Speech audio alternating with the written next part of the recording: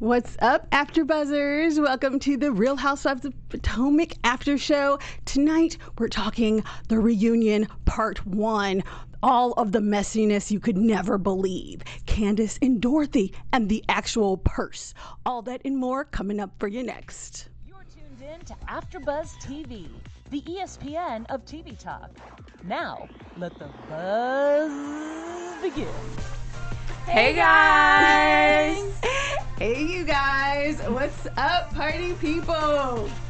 Hey. Welcome you guys. I'm your host, Erica Edwards, and we're here for the Real Housewives of Potomac After Show, the reunion part 1. All right, I couldn't do it without my amazing fellow hostesses. So give it up, you guys, for the wonderful and amazing Danny. Hey guys. And yay! And for all things news, the lovely Lauren. Hey guys. All right, you guys. So we're gonna get all into it because it was totally messy tonight. Mm-hmm. So what did you guys feel about this part of the reunion overall? Overall, usually the first part of a reunion is so boring, but they really gave it to us. So I'm kind of glad there's a 3-part reunion because they gave it to us in the first episode. Like, we got some good drama, some good arguments. Candiace and Ashley were not playing with each other, and I was here for it. Yeah, it's funny because last week we were all kind of like predicting like, oh, it's going to be another drawn out thing. We have to wait till the third one. But no, they came with it. For this is like, I was a little impressed. I thought it was going to be pretty slow, but we already got a lot of fights and it's only part 1. Yes, very much so. I still don't think we need 3 episodes just to keep it 100. But I do like the fact that they came in strong because I think that does keep the audience there for it. Because honestly, if it would be bored, we've been here for like a million weeks, so it would have been like let the third one be dry, I guess. But the first one was hot, so I really did enjoy it.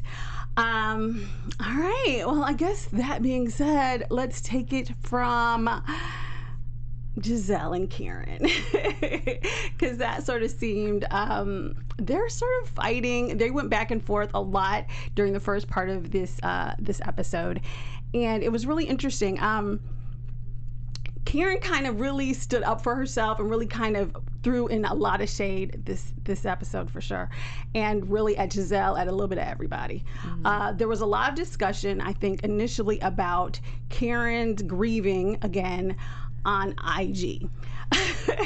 Yeah. And kind of how did you guys feel about the Karen Gizelle interaction overall and kind of their back and forth? Karen was very boisterous. Like, she was a mood, honestly, this whole episode. Right. But when it comes to the situation, you cannot tell someone how to grieve, honestly. Because, like, if her talking to people on Instagram made her feel better, you can't tell someone how to grieve. You know what I mean? And even if you were saying it in a joking manner, every time it came up after that was, like, serious. You know what I mean? Like, she was saying it as if it really bothered her. It bothered Gizelle somehow. So, like, you can't tell someone how to grieve, period. I agree. You can't tell someone how to grieve. And it kind of feels like it's kind of being over-pushed. Like, I feel like Karen and Gizelle have shaded each other way more than this. Like, I don't even know why we're still talking about it. Like, I think it was a funny, like Gizelle, like, okay, you're on here, okay. Like, but why is this being relived and rehashed? Like, it was that big. Like, they've done way worse to each other.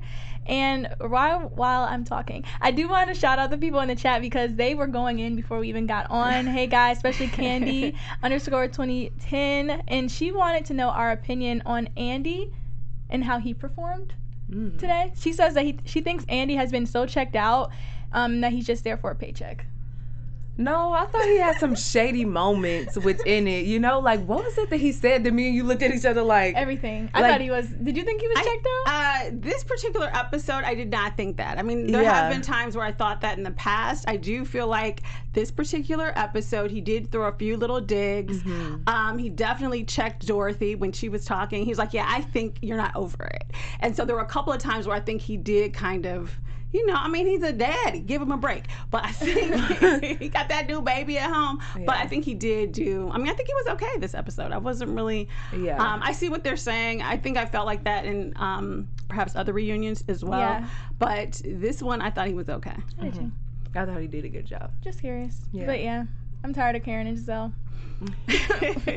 Well, one of the things that they really discussed, which was interesting because we really didn't see that much of it during this season, but we did flash back again to the 3 photos that we have of Sherman.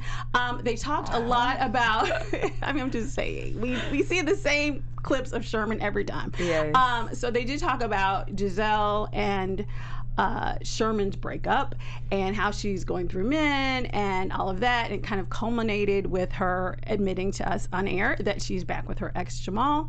What did you guys think about that portion of the show? I think that it's good that she's giving him another chance, because it's easier to do that when you see that someone has actually changed. And I think 12 years is enough time for him to have actually changed into somebody else. Hopefully he is different, and he won't make the same mistakes.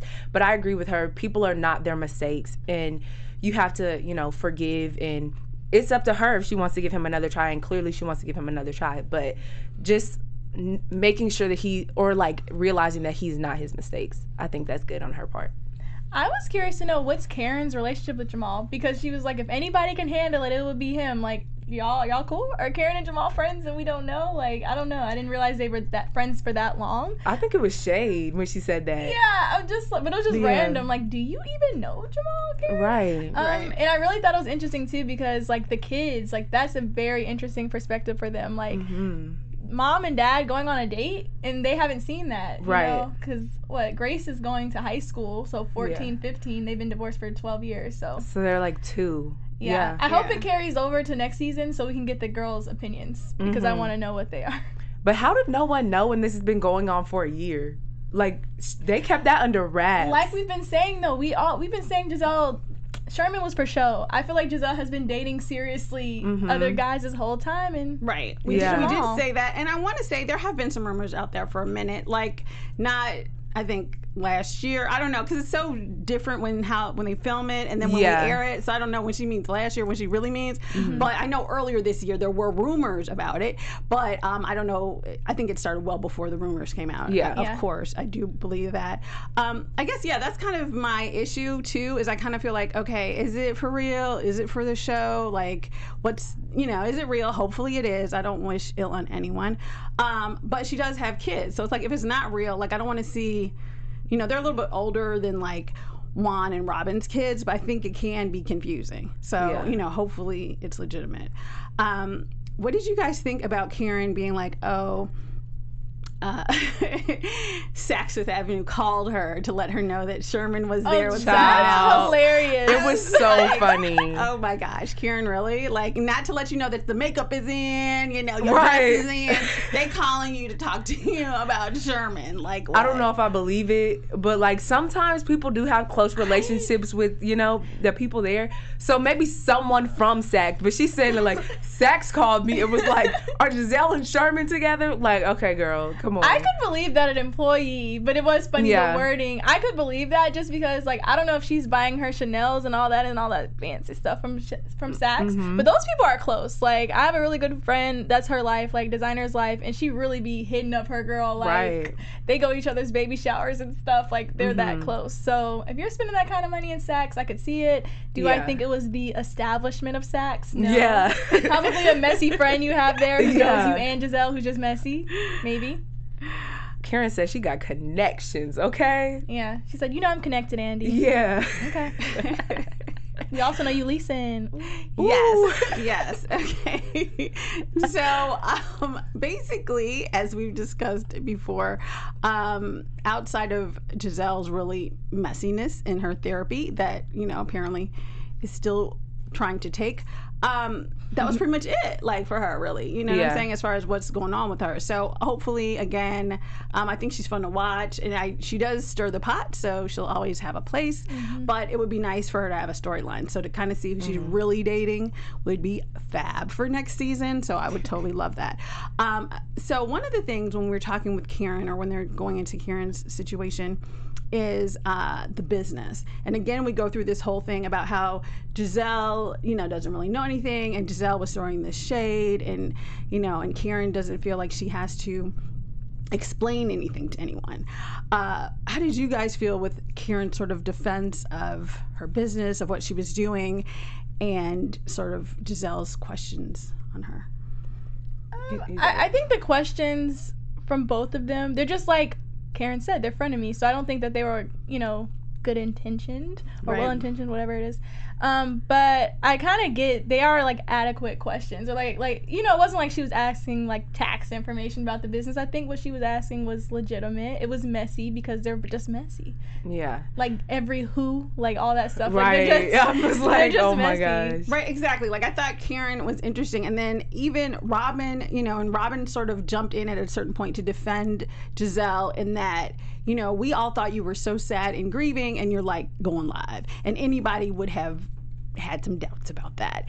And she came back with, well, I don't question your love for Juan, which I thought it was just shade. Okay, Karen, tone it down. What does Juan have to? Oh God, that was so bad. Yeah. Definitely. I just felt like Karen, like you mentioned, Danny, Karen seemed to be in a certain sort of attitude, like she came to fight, sort of. Yeah. And I like it. Me too. Me too. She came with all the shade. Karen was not playing this episode. She was on their necks. Exactly. Very true. Very true. So there was some discussion. Now she's back in Potomac, leasing with the option to buy. So she made that clear. So how do you guys feel about her move back? And what's really going on with her? Do you think she's going to be? I thought she was authentic this season, but I don't know. I'm glad she moved back, because they were trying to play her when she moved to Great Falls, and now my girl Karen can move back, and she is the grande dame of Potomac, okay? And you will not be able to take that from her, because she is not gonna move back. That will be the last thing she does, is move back out of Potomac, okay? She's not gonna let y'all play her again. Yeah, Period. Karen is a lot. She's always going to be tiptoeing around answering real questions, but I kind of love that about her, because that's just like her role on the show. Like, just how like Gizelle is the messy one, Karen is just so like high society act. Like, I don't know, I choose to love it. I definitely see that it's polarizing. You could easily hate her for it or love her for it. But yeah, I mean, and people are saying it's because of the perfume. And they're saying it kind of with a shady tone, but that's a good thing. That means that the perfume is successful, so she's able to move back to Potomac. I don't know. Well, I mean, she's renting, so it's not like she purchased. You know what I mean? Like, I'm not trying to down it, because I don't have a house. But yeah, so she's back, with the option to buy. So, I mean, I mean, feel even like, having that option is like she's moving on up. Yeah, I don't know. I don't know enough about Great Falls, Potomac. I'm just going to stay out here in LA. Me either. You're right. Still trying to learn around here. Very true. Very true. All right, well, before we move on to the next topic, Danny has something great to tell you guys. Yes, I do. We want to thank you guys so much for making us the ESPN of TV Talk. To continue to grow, we could use your help. Please make sure to comment, like, subscribe. If you're on iTunes, give us a rating and a comment. Don't forget about us if you're on iTunes, okay? And AfterBuzz means so much to all of us, and we want to thank you for tuning in each and every week with all of us to watch us do what we love. We love you guys so much. Yes, we do. Yay. And if you're watching right now, give us a thumbs up, because you're already watching us. So do it. Yeah, because there's way more people in this chat than likes we have, guys. Come on. You can hear us now. Go ahead and just like it. Don't be stingy. But tell us what you got to say, man. Comment, because we love to hear it. Just a lot of comments about Andy Quasha, aka Andy Cohen. I'm weak. Okay, so what do they in the chat feel about Andy? Because we thought he did a good job. Are they not feeling it? It's a little bit of both. But it's actually more now. It's moving on to they're really excited for Gizelle and her new man, or her old man, the return of this man. Where did she go? Jada. She shared that she read Gizelle's book, and she feels that from the book you could tell that they were really in love. So she really hopes it works out. Okay. Did you read the book? No. Nope. Okay. But I will listen to Jada. I will listen to the audio. Right. I will listen to the audio. We got 2 more weeks. I'll listen to it before we end. I promise that. I put that out there. I will listen to that. All right. So Karen. Okay, so let's move on to Candiace and Dorothy. So it was interesting. I thought I saw a sort of different perspective of Dorothy, but she still kind of seemed crazy to me. But she tried to, I think, give her side of the situation in her defense. How did you guys feel about how Dorothy performed, as they would say, or even seeing Dorothy on the couch. Because as Monique says, I don't remember seeing, well, maybe in Dallas. I have seen a mama on the couch. I take that back. But what do you guys think about Dorothy being out there and how she handled herself, all of that? When Monique said that, did you see Giselle's face? She was like, and I was like that too, because Dorothy had a bigger storyline than Monique did. I was about to say. So why are you looking like, why is a mom on the couch? Why are you on the couch this season? I'm confused. Dorothy should have took your spot, girl, because, child, you did not give us anything this season. But Dorothy and Candiace's relationship, they really love each other, but they just, like, are the same. They're too alike. I think that's what it is. Like, but hearing about how she found out about her dad really, like, hurt my heart. Yeah. Like, that was really sad. But I don't think Dorothy understands that, like, Candiace, everything that Candiace does is to, like, try to not step on her mom's toes. So I think that her telling her mom just the day before was because every time they get into it, it's a long, drawn-out thing. And I think she probably didn't want to have a long, drawn-out thing, so she was just like, okay, let me tell her the day before my wedding. So, like, she's not going to act up on me at my wedding. You know, I would have done the same thing. Yeah, I think, and even Monique and Karen, Gizelle, everybody knew that was weighing on Candiace, how she would, and obviously so, the way her mom reacted. Like, right. So, and I did not agree with Candiace or Dorothy when she said that she would have rather have just shown up and saw him there. Yeah. Like, I'm pretty sure she would have went off at the wedding if she just turned around and the brother was there. So I didn't agree with that. Like, Dorothy is just crazy, but she's a friend of the show. She should be. She needs, like, she did just as much, if not more, than Katie this season. So she should definitely be a friend of the show. Yeah, definitely. I do feel like Candiace should have given her a heads up, you know, before, like, the day before. I think she should. I mean, to me, I feel like if you want him there badly enough, then we're all grown. You do risk your mother pulling her money out, and I think part of it was she wanted to keep the money, so that's why she did it that way. I think because she was afraid that her mom would just snatch all the funds, whereas the day before she couldn't. But I think, to be fair, since she was paying him for it, she should have told her. And I don't know. And I also feel like the whole thing, I felt like Dorothy did a good job of presenting kind of why she was so upset about the brother and how much it impacted her. And you could really see, to me, that she was still in pain about it, even though she tried to make it seem like she was over it. She wasn't. I agreed with Andy when he was like, you're not over it. She's not over that, because if she was truly healed from that, then him being there would not have affected her. She used, like, her being in a marriage. You being in a marriage doesn't take pain away from something that, you know, like that happened to you, which was probably, like, traumatic to you because your daughter's calling you about, like, a son that you didn't even know happened. So, yeah, she's not over that. I know for a fact she's not over that. Clearly not. And I'm going to go with Andy, again, when he said, but you still married him after you had this kid. Because I totally get, like, it still hurts, even if they were engaged, whatever. If they were just, I believe they weren't even engaged at that point. I believe they were just dating. Because they broke up after he got the other woman pregnant. Right. But, like, you made that choice. It wasn't like it happened, 4 years into a marriage. Like, it's still traumatic, I'm sure. But, like, you got to let that hurt go. Dr. Dorothy. We gotta let that go. Let that hurt go. And I don't know, their relationship, though, like you said, I can tell they love each other. I almost think Dorothy, I think she's crazy, but I think she kind of amps it up because, like she said, she likes the camera. Because you can kind of see when they'll be going at it and they're just laughing at each other. Like, Candiace and Dorothy, like, how are they not clawing each other's eyes out? Like, so I think there's they play it up a little bit for the camera, I think. Yeah, I agree with that. And it's interesting because I think Dorothy tries so hard to make her arguments and make herself seem like she's more sane, and then she ends up, unfortunately, just looking crazier and crazier and crazier, such as her reenactment of the purse slap. Oh my God. So, what do you guys think? We actually wanted to reenact it for you guys here. Today, I have my purse under here. I was about to say, I'm another guest. Who wants to be Andy? I'm not walking into the bag. Gizelle said, you ain't reenacting that on me. That was so funny. Like, Gizelle will do it. Gizelle will not do it. That's hilarious. But the reenactment, girl, you hit that girl in the face. She said, bye, She girl. may have bumped into it. Oh, Dorothy. Oh, my gosh. It's so dysfunctional. I love it. But it's so sad at the same time. Yes, so sad and so traumatic. So there was a lot of discussion about Candiace in her home, and there were a lot of issues and a lot of digs, I think, from all of us, but certainly everybody on the show, about who owned it, who was the owner. It was her mama's house, all that stuff. And Candiace tried to squash it by bringing the receipts, the actual deed.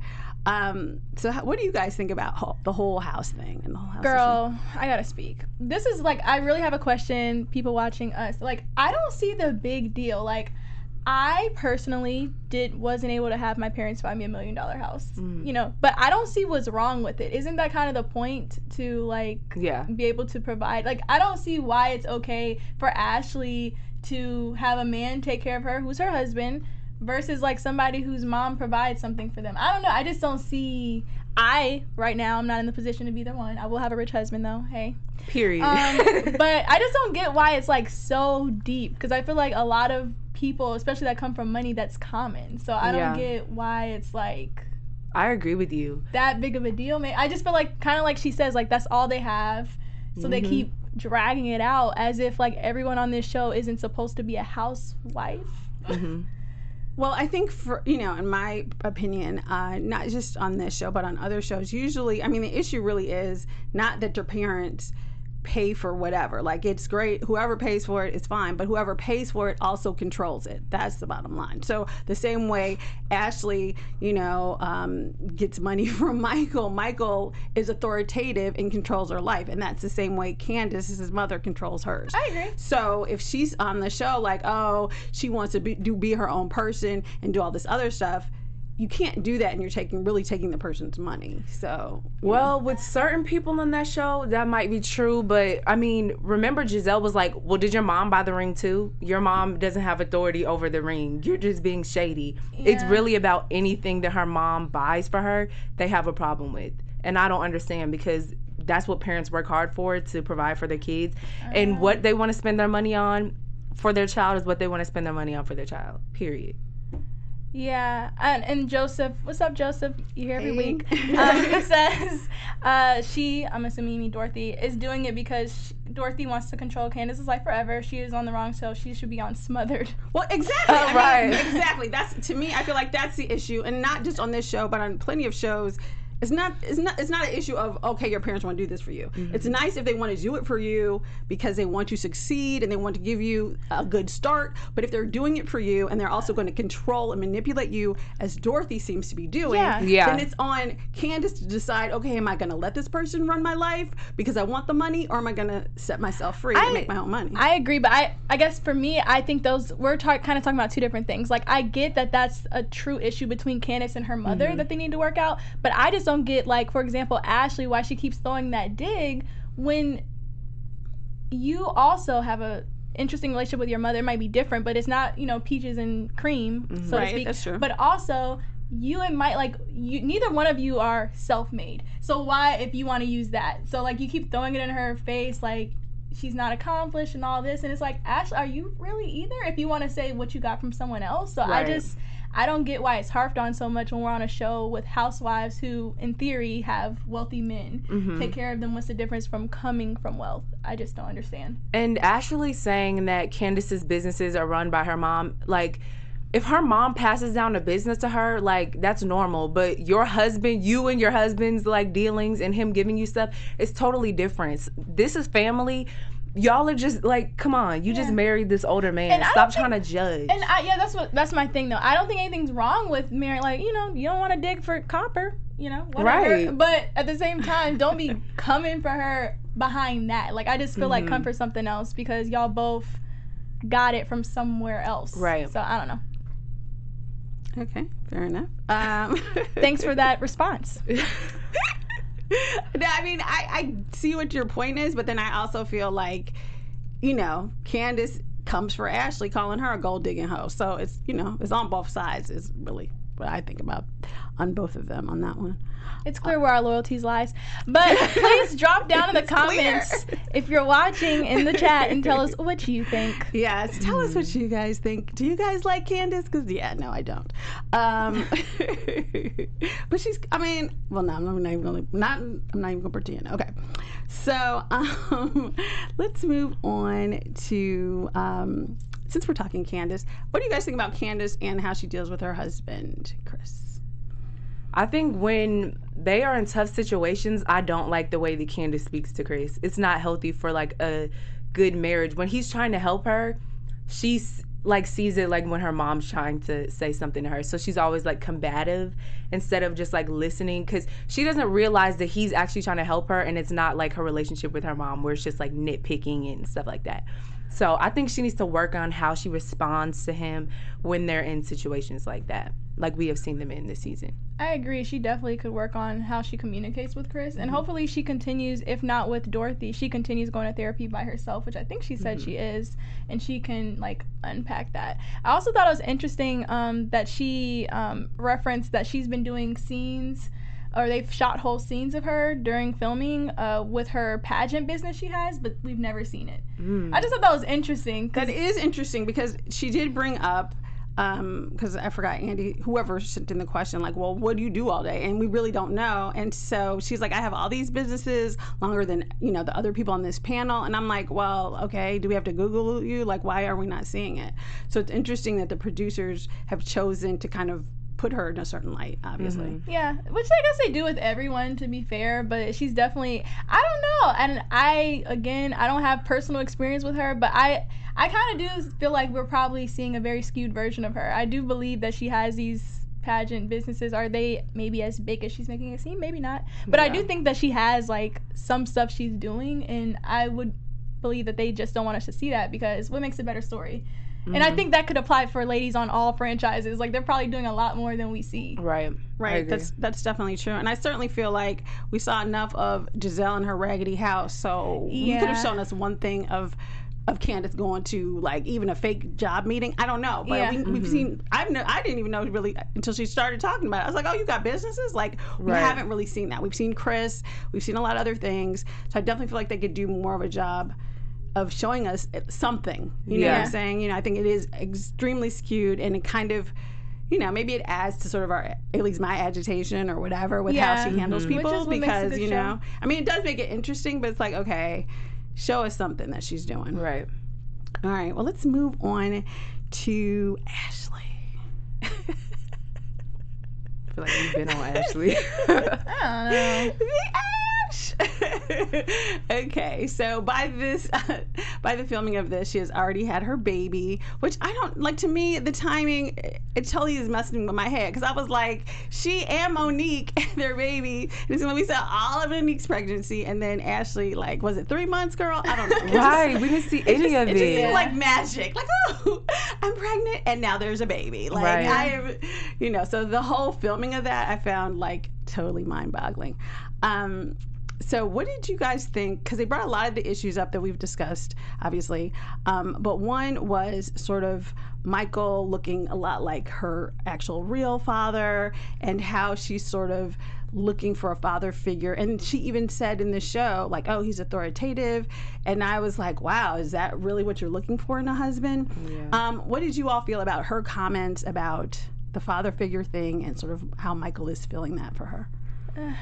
Well, I've seen the picture of her dad, and he looks a lot like Michael. It was actually like, wow, this is crazy. But yeah, the authoritative thing is like, who wants to marry their dad? Yeah. To me, it's like, why do you want authority like that? I don't get it, but I do respect Ashley acknowledging that there could be a link there, because I think that's big of her. She said, like, it would be, like, ignorant of me to say that there's probably not a connection there. Right. Because there is. I do not understand that, but it just seemed weird. The more weird part is that they look so much alike, honestly, to me. Like, that's weird. And it's weird because she looks like her dad. So, like, do Ashley and Michael look alike? Right. Is Dean Michael's baby? I don't know. I'm right. Sure. But Dean looks like his daddy and his granddaddy. Yeah. Right. We can't tell which one, though. It's so weird. Shout out to Dean, though. Shout out. It is cute. You know, he's a very cute baby. She went from that is cute. Right. Is he cute or not, Erica? No, he's cute. I think he's cute. For real. Okay. I do think he's cute. I feel like old man babies are adorable. And I could have one. You know, who knows? I think he's cute. I think Michael looks cute as a baby. Okay. The conversation. I think they're still processing what we're saying. Okay. What can you say about this? They're still battling over Candiace. So. Right. I know, because Candiace is a character. So, all right. So let's talk a little bit more about Ashley and her sort of defense of Michael, and sort of how the women, even to this day, still sort of, don't believe that Michael's innocent. And there were some other additional accusations about Michael coming onto other producers and that sort of thing. Yeah. Bro. I don't know why y'all looking at me. I ain't on set, but it's crazy. I mean, Ashley's doing what she's supposed to do, is defending her husband, as a wife. I don't know. It's just tough. Like, I'm kind of with Gizelle. I kind of want to stop talking about it, but I guess we kind of have to. Like, Yeah. I don't know. Do y'all think he was really hooking up with other producers or hitting on other producers? They didn't show us enough this episode for us to know, so I'm excited to see next episode to see all of the information and receipts and stuff. But I don't know. I am also kind of over the Michael thing, because it's like they're not going to come out and say that, oh, yeah, this did happen. It's just like deny, which, I mean, anyone would do. So it's like we're beating a dead horse. It's like at this point, I don't even... Why are we still talking about it? Yeah. I think for me, the issue that I sort of have with it too is that the producers, I mean, I guess there's been some talk about how the footage that the producers even presented to us to kind of prove that he did it was not actually him doing it. That later came out to sort of be like fake. So now it's like, what are we talking about? Y'all not gonna give us the real tape. They're gonna continue to deny it. Why is it, still a thing? But I think Ashley wants the support of the women, and they're not giving it to her, not in any sort of real level. That's honestly, though, like, Ashley, you can't, I feel like she just wants everyone to agree with her, and that you just gotta, Karen, like, her reasoning, you gotta respect that. Like, let's just not talk about it. But she keeps like, so you think Michael did it? And Giselle's like, yeah, I did. Or like, so you can't make them agree with you. It's not gonna happen, so... just stop. Like, because she's still mad. I understand you're mad that they were talking trash, but you can't be upset that they don't want to agree and accept your apology or your explanation. Right. Okay. Well, since you all are team Candiace, how did you guys feel about the fact that even though she has had the baby, that Candiace really stood by her initial sort of arguments that she didn't take her seriously with the pregnancy, and kind of continued to go after her on this episode as well? I'm actually team accountability and team Lauren Mayo. But I respect that Candiace didn't back down. I mean, because I get her logic. Like, I'm not going to, because it would just be fake. It would be fake to be like, oh yeah, I'm sorry. If she's not sorry, just agree that she's not going to apologize to you, Ashley. Ashley, you're not going to apologize to her, and move the heck on. Right. Candiace said what she said, and she meant what she said. She's not about to change it to make Ashley feel better. If that's how she felt, that's how she felt. You cannot be mad because, girl, you were throwing them back like a college frat. Yeah. You were throwing them back. So if she thought that you weren't serious because you were throwing them back like that, then she thought you were serious. Oh my God. But what about, well, I mean, I guess you guys are right. I mean, I guess if she really thought that it was okay to kind of make those digs about her miscarriage and stuff, then that's who Candiace is. I didn't hear the digs about the miscarriage, yeah, though. Like, I didn't hear him about the miscarriage either. When did she either. say, like, oh, you got a miscarriage, haha? Well, no, one of the things she said was when Ashley took the mic at the Rainbow Baby Party or whatever and was talking about her miscarriage, like that was all fake. That was just for the TV or for the show, that she didn't really feel like they were that upset, that Michael wasn't really crying. She was saying things like that, which was kind of like, well, kind of, I thought, out of pocket, but, I don't know. That's another whole question. Like, what is out of pocket? Because it's like, it's always going to feel out of pocket to you. Because, like, for Candiace, that's out of pocket. So, I don't know. For me, it's like, if you're going to come on this show and you're going to talk trash, you got to be able to handle whatever's going to come your way. There's really no out of pocket, unfortunately. Like, is the miscarriage serious? Like, yeah. But and I also don't think that Candiace was saying that your miscarriage wasn't real. I think she was more so saying she felt like it was like she was being dramatic. Yeah, like the emotion. Yeah, she felt like it was dramatic. Extra, but yeah. I mean, I guess I can get it, but I don't think she was like making fun of the miscarriage. I think she's just like, I just felt it was fake the way you got up and you keep throwing back Coronas. Right. I don't know. And shout out to Andy for, like, you try to, what do you say, kick your Corona habit? Like, Andy is trash. All his one-liners. Yeah. Very much so. Very much so. And I guess you're right. I mean, nothing is out of bounds. Clearly, people can say what they want. But yeah, I guess for me, I do feel like if someone has a miscarriage or whatever, like you should let them have a pass. Like, That's anyway. fair. That's all I'm That's saying. Fair. You know what I'm saying? But I mean, you know, because to me, it's like she's so defensive if you talk about her mama, but you can talk about people's miscarriages. Like, that I think is a little bit much. But yeah, you know, but then again, as you guys have mentioned, Ashley has had some previous seasons where she was a heavy hitter. So this season, season, look what she did to Katie. Right. Who also had a miscarriage. That is true. Also was going through, custody issues with her children.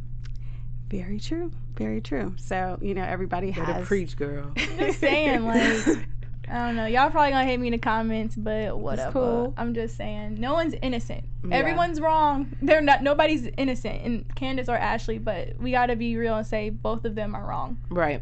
Yeah, I agree with that. I definitely feel like they both kind of went too far this season, definitely in how they went after each other.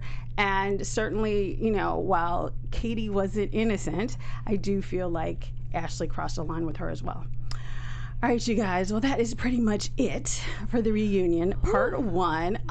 Yes, the drama. All right, you guys. So let's move on to our special segment. Let's do Shadiest Moments first. Oh, yeah. Yeah.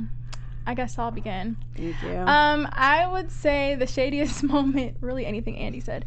But I'm going to go back to Karen's throwback when she says, I don't want Candiace to end up like Gizelle, like deserted and alone and divorced on an island by herself. Like, that was a read. Yeah. My shadiest moment is when Karen said, well, you don't hold on to one for longer than the season, so I don't want to meet him. I was like, child, Karen is too much. And I guess for me, it would be, again, Karen when she says to Robin, I never question how you love Juan. Oh, yeah. All right. So I guess Karen would be our winner. Karen across the board. Right. Yes. Karen was bringing it this episode. All right. So we have a few tweets from Twitter. Let's see here. Why is Candy Gal so hateful? OMG, no one should be that angry, girl. Let Ashley teach you yoga or how to be more zen. Probably still angry at your mama. Hashtag RHOP. Bye, girl. I am here for you, Renee. Erica, are you Renee? if only. Okay. Rashawn Henderson. Dorothy really wanted to showcase her titties a little bit. Hashtag Real Housewives of Potomac. Hey. I thought she looked great tonight. She did look cute. She did showcase, and for her age, they was looking good. All right. I love this one. Ashley Reynolds. Why is Michael's back so damn sweaty? Oh my God. He knew he was about to face the fire when he walked in there. He was probably scared. I feel like he was scared the whole time. He's like, oh my God. And the producers, y'all wrong. Y'all know y'all wrong. Y'all Right. could have got up from the front. Thank you. Because he wears his jacket. They show him in clips of the jacket. So I was like, didn't nobody need to see that sweat, but they wanted us to know he was sweaty. So, okay. Z Nicole ran one. Karen was serving looks, shade, reads, and then some. I never said anything about every who. Oh, that was a good one. Karen was not playing. Yes. Very much so. So Karen and her blonde and her shade was doing it big time this episode. All right, you guys. Well, coming up next is our news and gossip. AfterBuzz TV News. Yeah. Trying to catch the beat with the shoulders. What's up, guys? It's news and gossip, and we're gonna start with Ashley's dad, because don't we all want to know what this man looks like? Give us the clip. There it goes. Dun, dun, dun. So who does Ashley's daddy look like to y'all? Ashley, Michael, or Dean, or all of the above? All of the above. We should have done a split screen. That would have been hot, because I really need to see them back to back. But yeah, clearly the looks are there. I'm almost afraid to see them side by I don't side. know why. Right. Wait, how old is this picture? How does her dad have more hair than Michael? That's what I'm just curious. Because I'm Michael sorry. is 70, as Right. Candiace referenced. Michael is in his 70s. Yeah. In his 70s. And still getting it, obviously. Okay. Yeah, getting them babies. Speaking of parents and babies, Katie's mom took to Instagram to talk about how unfairly she was treated this season. Did you guys know that Katie only got $20K for being a friend of the show, where the housewives get between $100 to $300K? I did not know that. I didn't know what friends of this show actually got. Yeah. So that's interesting information. But still $20K when other people are getting up to $300K. And not only that, but she kind of took on the show, according to her mother, she took on the show to focus on having eyes on her children and her issues, and they did not show any of that. They just showed Katie looking very aloof in wigs, messed up. Yeah. So her mom was really upset about that, so she took to Instagram in defense of Katie. You know, the friends on Housewives of Atlanta, they would not be going for that 20K. No, yeah, Marlo would be like, yeah. bye. Not happening. Now I kind of want to look. We got to make a graph. Right. I'm curious now. I don't really know what they make, and it would be interesting actually to find out that information. So, all right. Well, we'll see. We do want Katie back, but I don't know. I don't think Bravo is feeling her like that, but hopefully by next season. All right, you guys, before we get out of here, let's do some predictions. And now, your AfterBuzz TV predictions. I predict that Michael will be sweating even more. Part 2. Facts. I predict the same thing, because the men are not about to play with Michael, and they're going to tell him how they really feel. Because before, they were all trying to be nice to Michael and not be in it, but now that they get to speak, Michael, they do not believe you, period. And I think that he's going to figure that out next episode. I agree with both of those. I also feel like Monique and Candiace are kind of going to get into it as well. I do feel like Monique will kind of come for her. But that's it, folks. So thank you guys so much for joining us for the after show. Catch us here next Sunday, same place, same time. And before we get out of here, ladies, where can they find you? What's up, guys? You can follow me on Instagram at Lauren Out Loud and on YouTube at Lauren Mayo. You guys can find me on Instagram at TheDannyB. All right, you guys, and I'm Erica Edwards. You can follow me on all of my social media at Erica, E-R-I-K-A-D as in door, Edwards. Ciao for now, folks. Bye, guys. Our founder, Kevin Undergaro, and me, Maria Menounos, would like to thank you for tuning in to AfterBuzz TV. Remember, we're not just the first, we're the biggest in the world, and we're the only destination for all your favorite TV shows. Whatever you crave, we've got it. So go to AfterBuzzTV.com and check out our lineup. Buzz you later. The views expressed herein are those of the hosts only and do not necessarily reflect the views of AfterBuzz TV or its owners or principals.